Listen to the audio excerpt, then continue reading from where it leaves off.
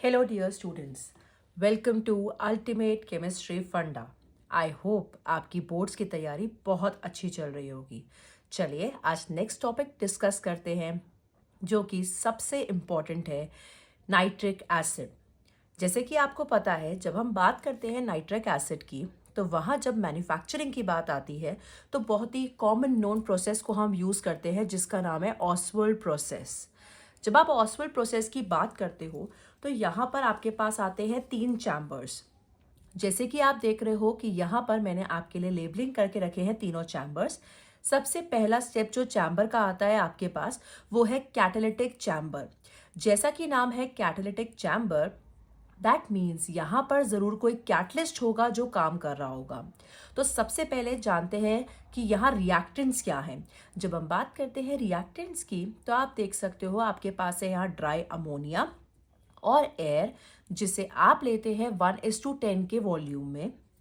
मैंने कहा था कि ये कैटालिटिक चैम्बर है, इसका मतलब कि यहाँ पे ज़रूर कोई कैटलिस्ट काम कर रहा है, और वो कैटलिस्ट यहाँ पर जो है वो है प्लैटिनम गॉज। यहाँ पर जब आप टेम्परेचर की बात करते हो तो टेम्परेचर आपका रहता है 700 डिग्री सेल्सियस से 800 डिग्री सेल्सियस। तो ये है इस पूरे चैम्बर की रिएक्शन, जहाँ आपके पास अमोनिया है, ऑक्सीजन है, और आप प्लैटिनम की प्रेजेंस में नाइट्रिक ऑक्साइड फॉर्म करते हो। साथ में बनता है आपका वाटर, एंड ये रिएक्शन जो आपका है वो है एक्सोथर्मिक। तो जहाँ तक बात आती है इस स्टेप 1 की, तो इस स्टेप 1 में जैसा ही नाम है वैसा ही इसका काम है। फिर से याद कर लो, कैटालिटिक चैम्बर है, कैटलिस्ट का काम है। कैटलिस्ट यहाँ पे जो आप यूज़ कर रहे हो वो है आपका प्लैटिनम गॉस। और जब आप बात करते हो ड्राई अमोनिया और एयर की, तो वो आपको लेना है 1:10 के वॉल्यूम में। टेम्परेचर आपको मेंटेन करना होगा 700 डिग्री टू 800 डिग्री सेल्सियस तक। और जो प्रोडक्ट आपको यहाँ मिलेगा वो है आपका नाइट्रिक ऑक्साइड। इसके बाद आपको ध्यान रखना है कि ये जो रिएक्शन है आपका, ये एक एक्सोथर्मिक रिएक्शन है। इसके बाद जो नेक्स्ट स्टेप आपके पास आता है वो है आपका ऑक्सीडेशन चैम्बर।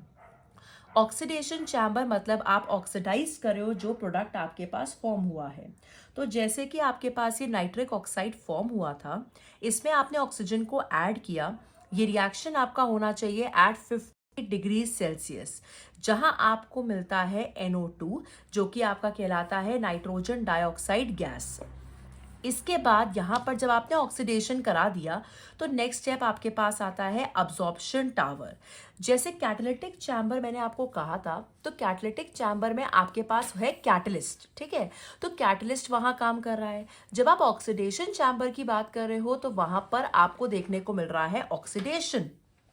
इसके बाद जो थर्ड स्टेप आपके पास आता है वो है अब्जॉर्प्शन टावर। इसका मतलब यहाँ ज़रूर आप कुछ अब्जॉर्ब कराना चाहते हो। तो क्या अब्जॉर्ब कराने वाले हैं हम? यहाँ पर है हमारे पास नाइट्रोजन डाइऑक्साइड, वाटर, एंड साथ में हम ले रहे हैं ऑक्सीजन, जो कि आपको अब्जॉर्ब करा के देगा। दैट मीन्स आपको बना के देगा नाइट्रिक एसिड।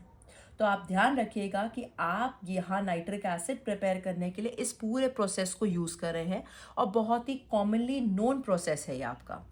जो कंडीशंस हमें नाइट्रिक एसिड बनाते समय ध्यान रखनी है, वो सबसे पहली कंडीशन मैंने यहाँ हाईलाइट की है कि आपको यहाँ पे हायर रेशियो ऑफ एयर की ज़रूरत पड़ती है। ऐसा क्यों है? क्यों आपको हायर रेशियो ऑफ एयर की ज़रूरत पड़ती है? क्योंकि आप देख सकते हो कि तीनों के तीनों चैम्बर में आपको ऑक्सीजन की रिक्वायरमेंट है। तो इसीलिए ध्यान रखिएगा कि जब भी आप एयर की बात करोगे तो आपको सबसे ज़्यादा अमाउंट में एयर चाहिए होगी। इसके बाद यहाँ पर जो पूरा अपैरेटस आपका बनता है, उस अपैरेटस के अंदर यहाँ पर कुछ क्वार्ट्ज की लेयर भी प्रेजेंट होती है। आखिरकार इस क्वार्ट्ज लेयर का क्या काम है? तो क्वार्ट्ज लेयर का बहुत सिंपल सा काम है। ये जो क्वार्ट्ज लेयर आपके पास यहाँ बन के तैयार होते हैं, ये सिंपली आपको हेल्प करेगी इस पूरे प्रोसेस में नाइट्रोजन डाइऑक्साइड गैस को यूनिफॉर्मली डिसॉल्व करने के लिए वाटर में, जो कि हमें चाहिए होती है इस अब्जॉर्प्शन टावर में। तो ये तीन आप कह सकते हो इस प्रोसेस की इंपॉर्टेंट आपके स्टेप्स हैं। कैटालिटिक चैम्बर, ऑक्सीडेशन चैम्बर, और लास्ट आता है आपका अब्जॉर्प्शन चैम्बर।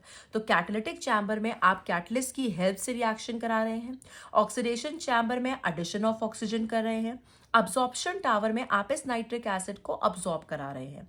जो कंडीशन मैंने दो आपको बोली है वो आपको याद रखनी होंगी। सबसे पहले कि आपको हायर रेशियो ऑफ एयर की ज़रूरत है, और दूसरी कि आपको यहाँ पे क्वार्ट्ज की ज़रूरत है ताकि आप नाइट्रोजन डाइऑक्साइड गैस को यूनिफॉर्मली डिसॉल्व कर सके वाटर के अंदर। तो इतना सही सिंपल सा प्रोसेस है। सो प्लीज़ आप इसे रिवाइज करिएगा।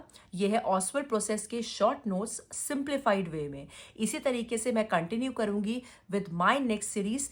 प्लीज़ प्लीज़ कोई भी वीडियो आप ना छोड़ें। जो भी वीडियोस मैंने अपलोड किए हैं अब तक उसे please go through that videos.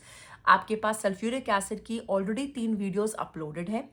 मैं इसके बाद आपके साथ स्टार्ट कर चुकी हूँ nitric acid. So please nitric acid start करने से पहले go through the previous videos of sulphuric acid. Thank you so much.